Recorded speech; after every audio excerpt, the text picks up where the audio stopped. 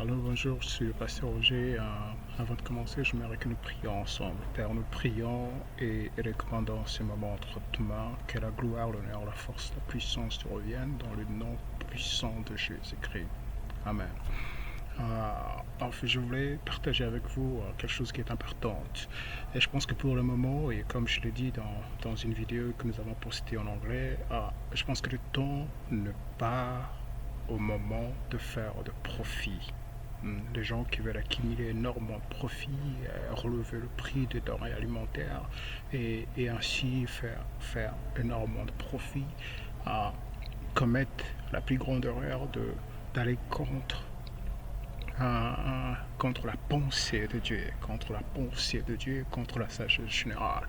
Parce qu'en fait, si vous vous obstinez, si une personne s'obstine à transformer ces moments de crise globale en un moment de profit, cela pour impact de retarder la manifestation de la grâce ou la compassion de Dieu. Il est plus qu'important pour les croyants. Ici, je m'adresse aux croyants en général et à toute personne en particulier. Ce n'est pas le moment de faire de profit. Ce n'est pas le moment d'engager de marge de bénéfices dans le commerce, dans la politique ou dans quelque domaine que ce soit que vous êtes. Ce n'est pas le moment d'engager des profits ou des bénéfices, même dans la création de vidéos dans les réseaux sociaux. Je pense que c'est important que nous comprenions cela. Et en ce faisant, nous qui croyons en Dieu, qui est le maître de l'histoire, nous renforcerons sa grâce et ainsi assisterons à son intervention du Dieu qui nous relève de cette pandémie, qui seul peut nous relever de cette pandémie.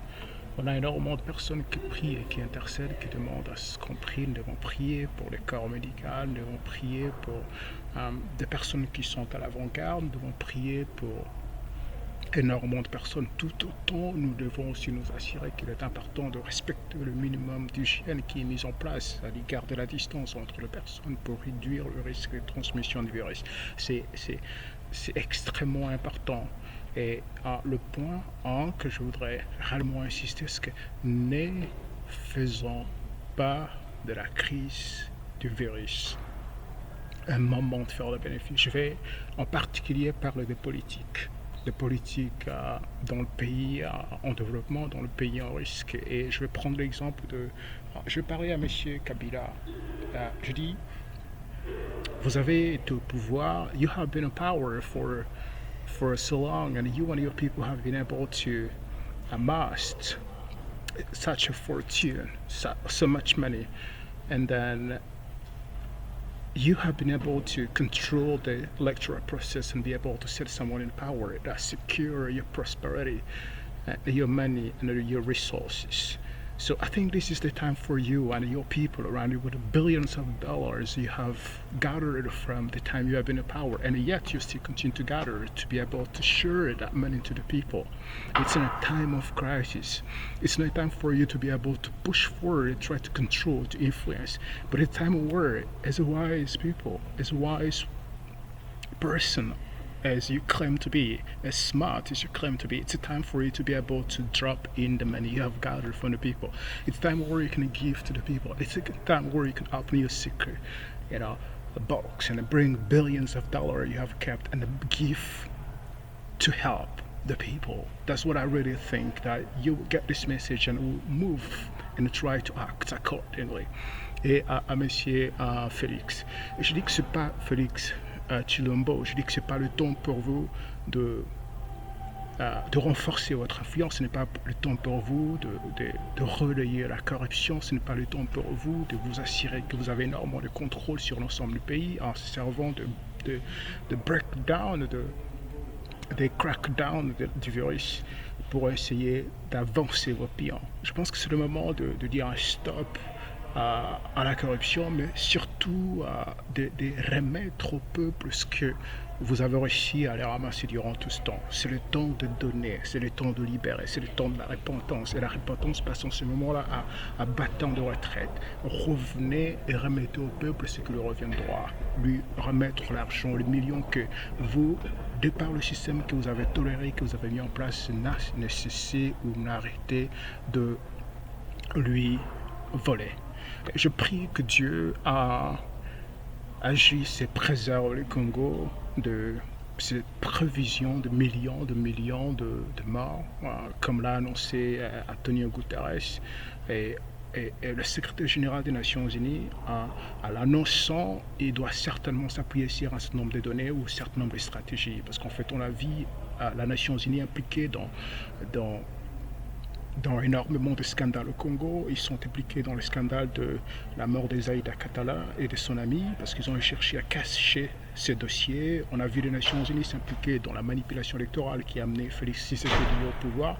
On a vu les Nations Unies s'impliquer dans la mort de Hama Dog, qui est mort dans les années 60 en essayant d'amener la paix au Congo. En fait, les Nations Unies ont toujours été à la base de l'instabilité du Congo. Et le secrétaire général, avançant ses propos en disant que voilà, il y aura des milliers de morts, il a d'une part l'expérience d'avoir été associé, son office a l'expérience d'avoir été associé à de nombreux scandales manifestes en Afrique et au Congo en particulier, mais aussi ils ont en place le contrôle d'une force des Nations Unies qui est à la base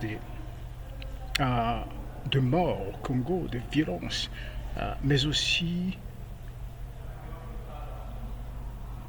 suivent et contrôlent le système en place en vue de relayer la politique de soubassement, la politique interne des groupes ou des intérêts des grands groupes qui visent à faire énormément de profit en Afrique et au Congo en particulier.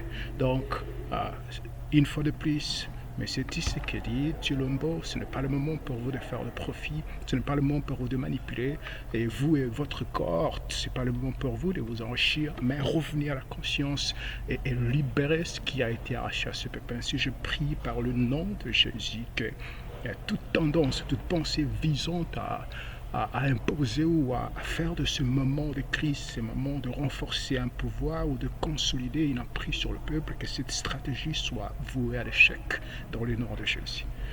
Je prie que Dieu tourne sa grâce et soit favorable au peuple au nom de Jésus-Christ. Amen.